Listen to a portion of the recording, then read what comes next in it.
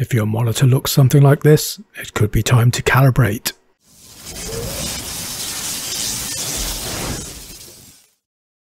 So I have this Daewoo monitor, which is a nice monitor, but the color's always been off ever since I sort of inherited it with a PC that I got. And it's always been sort of reddy, greeny, splurgy, horrible sort of image. And I tried sort of messing about with the menu options myself to try and sort of gauge it by eye, but never really got it right. In fact, I didn't even get close to getting it right. So I figured it's about time to do something about it. So initially I was just thinking that maybe I'd be able to dump some color bars or something on this and be able to just tune in the reds and the blues and stuff correctly. But the more I read about it, I realized there is quite a few different ways you can do this, and not all of them cost money. So the first one was really obvious. Windows 10 has a color calibration, a monitor calibration tool built into it. And I thought, well, surely if I just plug my CRT into that, I should be able to use it. So that's what we're going to give a go first. So really this is just a case of plugging the CRT into the laptop, the Windows 10 laptop that I'm going to be using, and then into the video settings. And you have to extend the displays. You can't have duplicated displays because then it kind of merges the monitor and it doesn't know which one it's supposed to be calibrating. And then you go into advanced display settings and just pick the adapter that you want to calibrate. Into your properties, choose color management. And then in the advanced tab on there, you can see the calibrate the display. Not something I've ever done in Windows 10 for my laptop or anything, but now that I know it's there, I'm probably going to calibrate everything. And then it's just simply a case of going into a menu that you follow through. So I'll just move this over onto the CRT so I can see what I'm doing, and then we'll walk through it and use the menu on the CRT to adjust. I think that if you leave this as is, it tries to adjust, well, it just adjusts the GPU on the machine that you're operating it on. So it does provide sliders and things that you would normally use if you were working on a laptop or even on a permanently attached LCD. But for a CRT, that you're going to be moving between one machine and the other, you can't do that. So it all has to be done on the menu system on the monitor itself. So the first step is gamma. So gamma is something that's not supported on this monitor. I don't think many CRTs did, but essentially it's the white level of the output, and that translates into blacker blacks and whiter whites. And I think there is actually a sort of standardized setting or value that your gamma is supposed to be optimal at for sort of a Windows machine. 2.2 I think it is. Not something I'm going to be able to do here. I did read somewhere that gamma on CRTs is kind of sort of dealt with combinations of brightness and contrast, though there's separate tests for those anyway. So, but I did have a mess about, as you can see here, but I couldn't get that gamma looking anything like the test was wanting me to. So this is kind of an irrelevant test for this monitor, I think, so I'm just going to skip it. And the next two steps are indeed brightness and contrast. So the first one, it's the same thing again. It's basically you get three images. One shows you too high, one shows you too low, and you're aiming to look like the middle one. So the middle one in the case of brightness is you're supposed to be able to see an X to the top left of this guy in the black corner, but there's nothing there, unfortunately, so we'll just have to live with the bright set to maximum. And then contrast, similar, you just have to tune it in to see the wrinkles in the guy's shirt. Again, it's three images and you just have to tune it in. If it's too light, you can't see the wrinkles. Too dark, it's all sort of a grey mush. And just right, as you can see them perfectly. Well, this stuff's kind of obvious because brightness and contrast are the two easy things to adjust, but it's all of colour combinations, which I have 7 different combination options that I can tweak and balance in this monitor. So that's the difficult bit, and that's what we're going to come to next.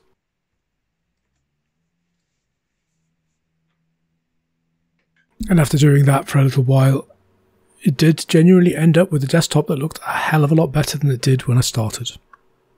So I would say that's an easy thing to do and a relative success. This monitor hasn't displayed like this in all the time I've owned it.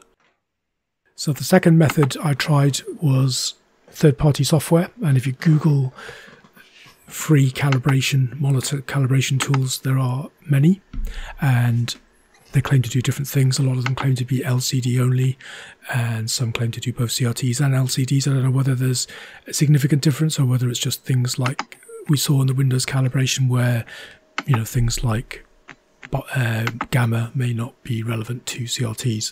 Either way, I couldn't get anything working, so I tried one from Samsung that just hung on the flash screen. I tried it on a Windows 10 machine running in compatibility mode. I think it was a Windows 2000 XP program, and I tried it on a real XP machine and it didn't work there either. There was another one called Calibrate, and I had similar issues with that where it just simply wouldn't work properly. Calibrate actually went through the menu, but when it got to the gamma check, it just fell over. So I do suspect that this, I mean, it did say CRT, but it seemed to be looking for something in gamma and couldn't find it. So maybe that's the kind of issue you'd run into with that kind of third-party software. So not much success with that, though other people may have success. So it's certainly worth looking at if you're interested and seeing if you can get it to work with your monitor. And that brings us to the main kind of part of this video, which is what inspired all of this in the first place, was because I had this monitor that I wasn't happy with and I haven't been using it because the color's awful and I couldn't tweak it. And then by sheer accident, when I was looking at eBay, I saw this. Now, this is a proper calibration thingamajig, and I thought that would be a super handy thing to have. Now, I was always under the impression that these things would be hideously expensive, and they're moderately expensive in the real world now. I think they cost about £200 for the kind of equivalent of this, which I wouldn't spend, but you can get these old ones. This is a sort of early 2000s version, Windows XP, and it was like £17. And I thought, you know, that'd be super handy to have for all of the CRT monitors and all of the old LCDs as well. So here it is, and we're going to calibrate it with this Spyder2Pro. And because it's a vintage one, it doesn't seem right to do it on a Windows 10 laptop, so we're going to put the laptop away and get out a real Windows XP machine, the eMachines Pentium 4 that I did a video of a while ago. So we're going to use that, and we're going to plug it into the monitor and calibrate it as a whole retro system. So I had a few issues here with Windows XP because the driver wasn't installed for my graphics card, and the software that I installed for the Spyder immediately complained that it couldn't see anything because there was no driver there. So I tried to install the graphics driver. It's a Radeon 7600, I think, was in this machine, and that wouldn't load either. It was complaining that there was no standard VGA driver loaded, and in the end I just took the damn thing out and put in a Radeon 7000, and the driver seemed to work fine out of the box for that. So we're going to be using that for the test. Okay, so we can fire it up now, and we go straight into the menu, and you can see straight away it's not one of these ones that adapts to the resolution. There must be a minimum resolution for this, so we'll have to go in and fire up it a little bit to 1024 by 768, and then it's enough. I can see the buttons, even though it's still not quite big enough, I don't think. So yeah, that's something to bear in mind. I guess that it needs a certain resolution maybe to do its monitoring stuff with the gizmo, I don't know. So it really does guide you through this pretty well. It tells you to warm your monitor up, and then the next screen you've got a choice of things. What do you want to calibrate? And it does CRTs, LCDs, and even projectors, which is quite cool. And then you can set a target of that you might want to calibrate towards, like your luminance, your gamma, and your white points and all that kind of stuff. A bit advanced for me at this point, but it's nice to know that you can do these kind of things. You can even set it to register the ambient light in the room so that it can compensate for that while it's doing its measurements, which is cool. And then it asks you to select the sensor that you're using. So I guess it's the same software for their whole range at any given point. So we choose the Spyder2 here, and it helps if you plug it in before you try starting to use it. I'll do that right now. So that's cool. It's all registered now when I choose it, and got some instructions on how to take the protective cover off the front of the thingamajig, which has like suckers to fit onto the screen. And the first thing you've got to do is face it outwards so that it can make that ambient light measurement, so it can do its compensation when it starts reading the screen. Ambient light level is high. So that's all saved, so hopefully it'll compensate for it correctly. And then the next thing is set white luminance. So that's just a case of twiddling with contrast until you can just see some divisions. You might not quite be able to see it on the screen, where it's got those 1, 2, 3, 4. It's got squares with very slightly, subtly different shades. So next, it's the black level. So it's exactly the same thing, except you twiddle with the brightness this time, and again you see some very, very subtly different tones for those 4 boxes. Again, you probably can't quite see it. Okay, we've got our color controls now. So this is the sort of guts of the whole thing, and it's asking me what controls I've got. So I've got Kelvin presets, and I've got bias controls, and I've got gain controls. So I tick all of these boxes and we're good to go. It gives you a nice clear diagram so you know exactly where to position the thingamajig, though I did read online that this can vary and some people get better results by moving it kind of a third of the way from the edge and various things, so it just depends on your monitor. And then it runs through presenting a bunch of sample colours onto the screen, and the gizmo reads them back into the software, so it's got a reference point, I guess. And then finally we come to the settings. So it's read everything out of the monitor and pushed it into the software, and I can see how unbalanced my things are. So it tells me how much red I've got in relation to green and blue, and it tells me what my target should be. And I guess it's just going to be a case of twiddling with these until we get them all into that marked area, which I guess is our target. Clearly it's going to be a problem that the thing's positioned directly over my menu, though I don't think it matters at this point because it's not actually measuring anything until I hit that update button. So I can move it out of the way so I can see what I'm doing and tweak them, and then put the thing back where it's supposed to be, hit update, and I should get an updated reading. So straight away you can see red and green are a bit high and blue is massively low, so a bit more tweaking to do. And it is quite remarkable how the screen changes in front of your eyes, basically, because as you're hitting these buttons, you're heading in the right direction, whereas when I was trying to do it before, I had no idea. But I know that there needs to be a bit less red and a bit less green, so that I'm reducing those. I know there needs to be a lot more blue, and you can see the screen actually improving before your eyes, which is quite cool. Now, one thing, when I got this, it didn't have the instruction book in it, but these sort of menus are very intuitive. I don't know whether my bars are supposed to be level with the top of this little box or the bottom of this little kind of letter box slit shape that I've got the tops of each of these colours in. There wasn't much of a user guide in it anyway. It was pretty much just like a little leaflet, but I think I could keep on tweaking with this to get closer to the target. But to be honest, I'm pretty happy with what I've achieved here, so I think I'll probably just wrap it there. And then the software goes into a whole sort of sequence of reading colours from the screen, all sorts of different shades of different colours. So I guess this is where it's kind of testing the adjustments that have just been made, and it can tell you at the end if there's anything urgent that needs to be done. So this did take quite a while, and it did present it with a lot of colours. The little gizmo had to be placed correctly over the top of these so that all of the sensors were reading just the colour and nothing but the colour. And finally, that's that. It tells you to take the thing off, and it gives you some photographs to look at with the calibration before and the calibration after.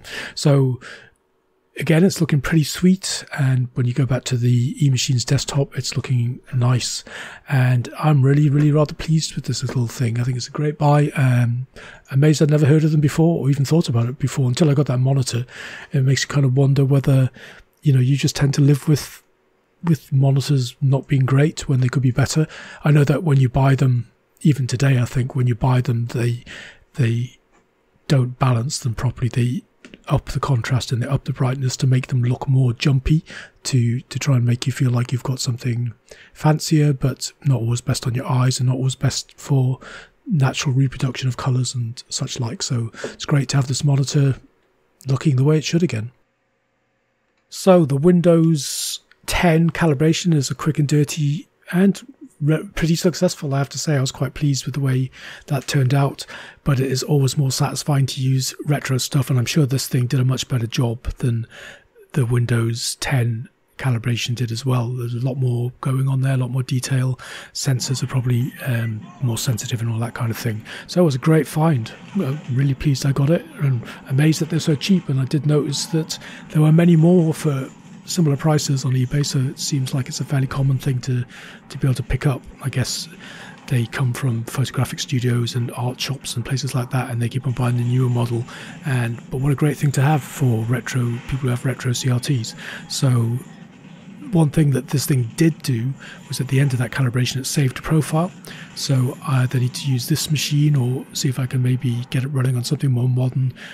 Mind you, this thing has USB, so I could save the profiles to USB and wouldn't run the risk of if this thing crashed or the hard drive went, I would still have the profiles, because then ultimately I can go through every monitor that I've got, all the LCDs and all the CRTs, and profile them using the gizmo and then store all the profiles in a single place. So in the future, if I think, oh, this monitor's not looking great, I'll just be able to plug it back into the machine, call up the profile, and it should just take a couple of tweaks to get it looking cool again. So yeah, I like it a lot. Of course, all that remains now is to try it in the real world, so we need a game for that. I'm going to install Rogue Trooper. I'm a massive 2000 AD fan from way back in the day when I was a small child, and Rogue Trooper is a classic made by Rebellion Software. Now, there weren't many 2000 AD games came out. This was by far the best that I've played, at least, but Rebellion have said that they're going to start using this franchise. I mean, they've had the rights to make these games for ages, but now they've decided they're going to commit to putting out some good modern 2000 AD content, so it sounds like there's a lot of goodies coming from them, and I look forward to that.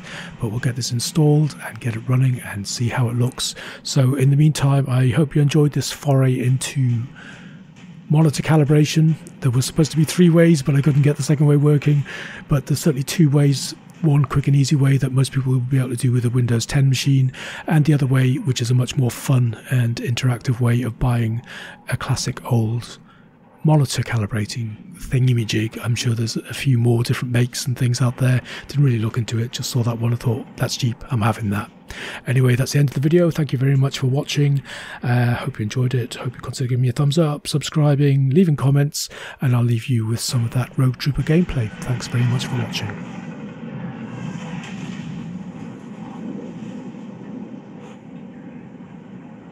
That guy looks familiar.